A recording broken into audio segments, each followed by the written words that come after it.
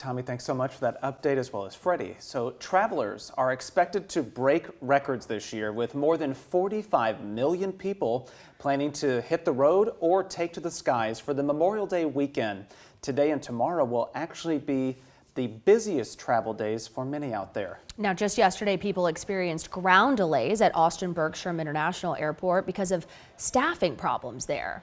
On a visit to Austin just this week, U.S. Transportation Secretary Sean Duffy insisted his agency is trying to boost staffing for air traffic controllers, get some of these issues fixed.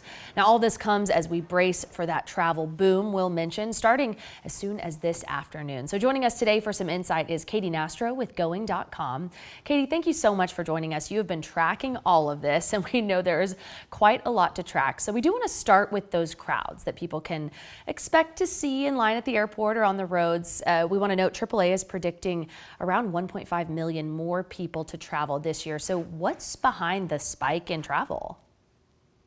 Yeah, look, we have anticipated that we were going to see year-over-year growth, but I think for a lot of people, they weren't really sure earlier in the month whether or not they were going to travel. Yet Memorial Day is an easy holiday to actually hit the road. So we're actually seeing the biggest increase in year-over-year travel numbers coming from that road trip category. It's a 3-day weekend. People aren't likely going on many international vacations for the Memorial Day weekend. So we see a lot of domestic cities have an uptick in travel amounts.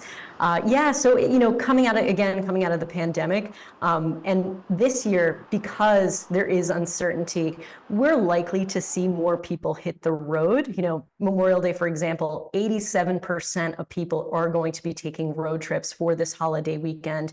It's a little bit more affordable this year, specifically because the national average of gas is down as well. So for those folks who weren't sure if they were going to take a summer trip, they're likely targeting this Memorial Day and likely targeting a road trip. Well, while people might be more likely to hit the roads for this particular weekend, those who are potentially looking at airfare right now may be surprised to see prices a little bit lower than they expected. Can you talk about what the trends are out there with ticket prices and what might be driving that?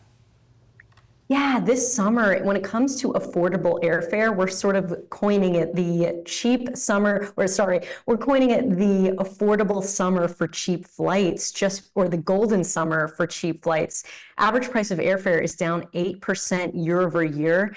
And when you adjust for inflation, we're seeing average price of airfare as cheap as it was in April of 2020, which is really significant. So and we're seeing widespread availability, not just domestically, but also for specific parts internationally, over up to Canada, as well as over to Europe. We're seeing peak dates with we're seeing peak dates with affordable availability at the end of July, well into August. And it's a combination of factors that's really driving why we're seeing such affordability. Namely, there are more flights on the schedule year over year, as well as if there is some softening demand, that actually is going to bring down prices. But we want people to take advantage of the deals that are available while they are available. Like, for example, you can head up to Vancouver for $254 at the end of July, or you can head to Dublin in August from Austin for $491 round trip, as well as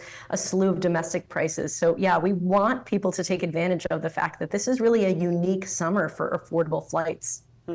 You're inspiring me. I'm going to have to log on and look at some of those. My eyebrows keep going up and up, yeah. You're definitely inspiring us. Okay, that's the fun part. Some of the not so fun parts of traveling, as we mentioned, we've seen recent ground delays here in Austin, and then of course, a lot of eyeballs on the staffing and tech issues at Newark International. So what should travelers brace for? Could there be the extra risk of delays or even cancellations this year? And how might that impact people booking travel if they're seeing a lot of these headlines? Yeah, it's sort of a two sides of one coin. On one hand, it is a good thing that there's more eyes on these sort of frays on the system. We're having more people travel than ever before. And so we really need these issues that we're experiencing in select parts of the country to be rectified. So that's one good thing. There's more eyeballs on the issues. However, on the flip side, we want people to keep an eye on the reservations, especially if they are transiting through Newark and flying on United. impacted. You know, it's unclear what specific flights are going to be impacted and canceled as a result of the reduction in flights to and from, or excuse me, leaving from Newark on the hour. However, you know, if you are, say, transiting through Newark and you're taking an international flight, you know, it's unlikely that you're going to see that bigger long-haul flight impacted. But we want people to be proactive and contact the airline, download the airline's app, and always what I like to call have a plan B or fallback flight in mind for those just in case scenarios. And it's likely that you're going to be hearing from the airline soon if your flight is actually impacted as we go further along.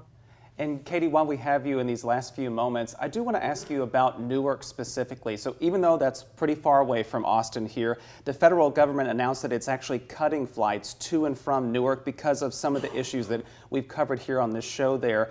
Can you talk about whether or not that's going to have ripple effects throughout the country? Even though it's just this one airport, is it necessarily a big deal or does it really have much effect? Yeah, that's a great question, Will. And look, you know, we're not quite sure what specific flights are going to be impacted.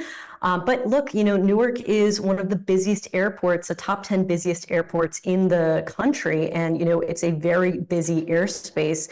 And there is likely to be ripple effects. To what extent, we're not entirely sure. But because it is such a drastic reduction in flying, again, we want people to be proactive and keep an eye on their reservations because, in fact, this could have ripple effects, even if you're not specifically flying to or through Newark.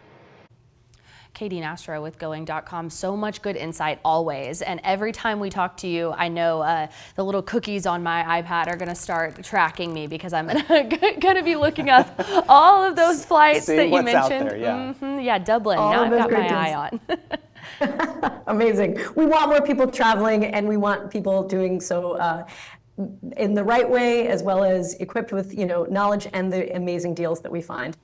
Thanks to you, we've got it. Thank you so much for joining us today. And to everyone who's about to hit the road, we know this afternoon is going to be the busiest time. Be safe out there. And Katy, you be safe yourself. Thanks. Happy travels, everyone.